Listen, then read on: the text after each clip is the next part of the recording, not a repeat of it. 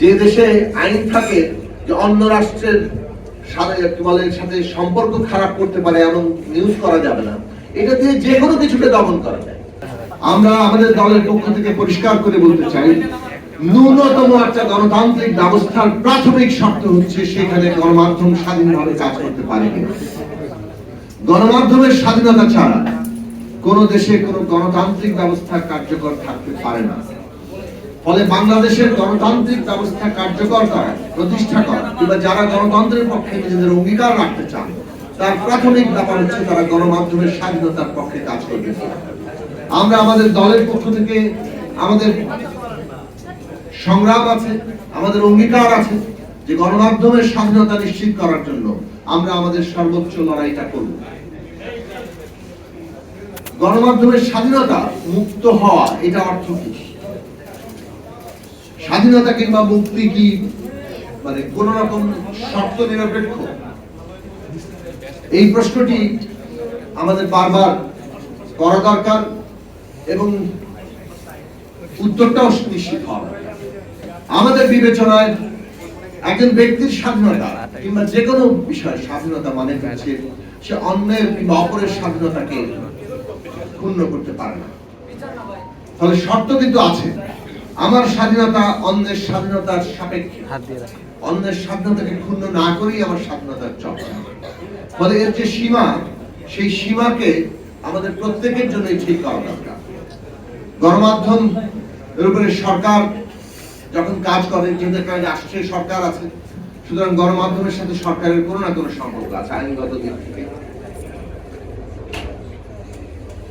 কিংবা একটা গণমাধ্যমের মালিকানা আছে, গণমাধ্যম যারা পরিচালনা করেন সেই সাংবাদিকরা আছে। প্রত্যেকেরই জবাবদিহিতা দরকার।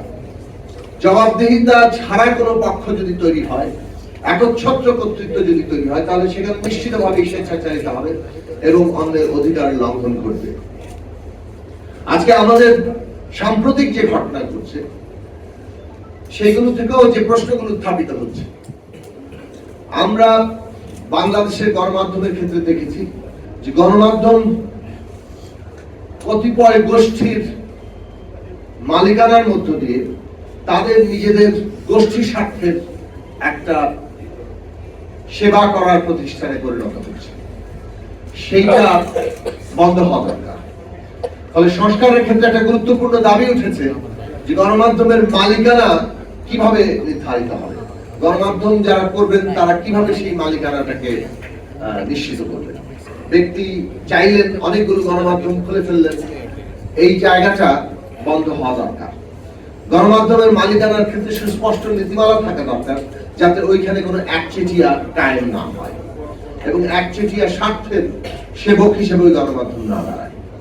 এইটা গুরুত্বপূর্ণ সংস্কারের অংশ।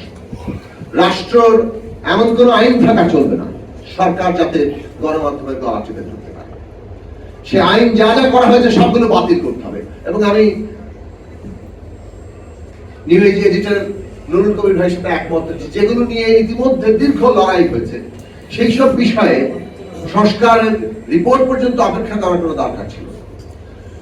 বর্তমান অন্তর্বর্তী সরকার জনগণের অভ্যুত্থানের শক্তির উপর দাঁড়িয়ে জনগণের যে সমস্ত দীর্ঘ লড়াইয়ের কতগুলো কনসেনসাস ছিল সেই সব বিষয়গুলো দ্রুত বাস্তবায়নের মধ্য দিয়ে তারা সেই সব জায়গায় যেতে পারতেন। কিন্তু এই যে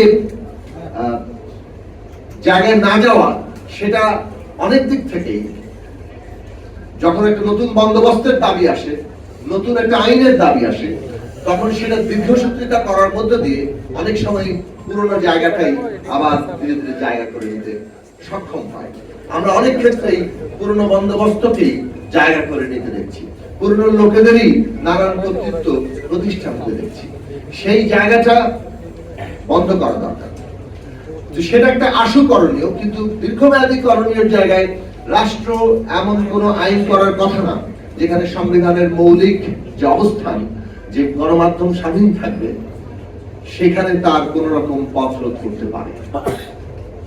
এখন যে দেশে আইন থাকে যে অন্য রাষ্ট্রের সাথে সম্পর্ক খারাপ করতে পারে এমন নিউজ করা যাবে না, এটা দিয়ে যে কোনো কিছুকে দমন করা যায়।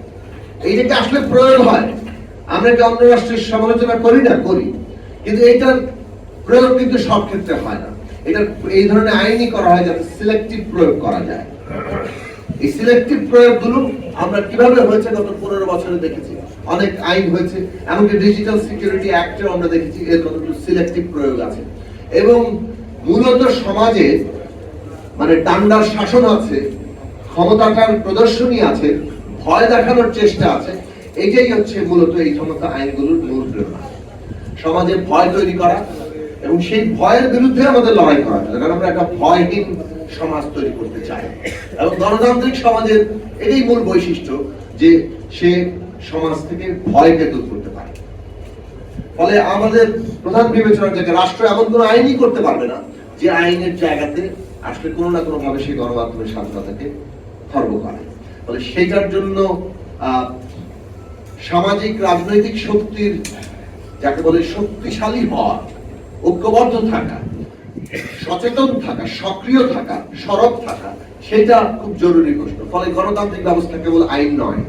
গণতান্ত্রিক ব্যবস্থা একদিকে যেমন আইন, অন্যদিকে তার সক্রিয় জনগোষ্ঠী যারা তার সেই আইনি অধিকারগুলো নিয়ে সরব থাকে। এবং শেষ পর্যন্ত যেটা জরুরি জায়গা, খোদ সাংবাদিকদের নীতিমালা কি হবে, তাদের জবাবদিহি কি হবে।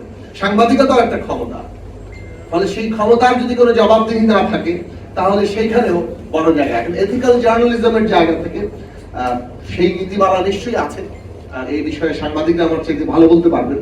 কিন্তু সেই এথিক্যাল জার্নালিজমের জায়গাটি আরো জনগণের কাছে সর্বমানুষের অধিকার নিশ্চিত করার নীতিমালার জায়গাতে আসা দরকার। সেখানে যদি নীতিমালা থাকে তাহলে সাংবাদিকদেরও জবাবদিহি করার জায়গা থাকে।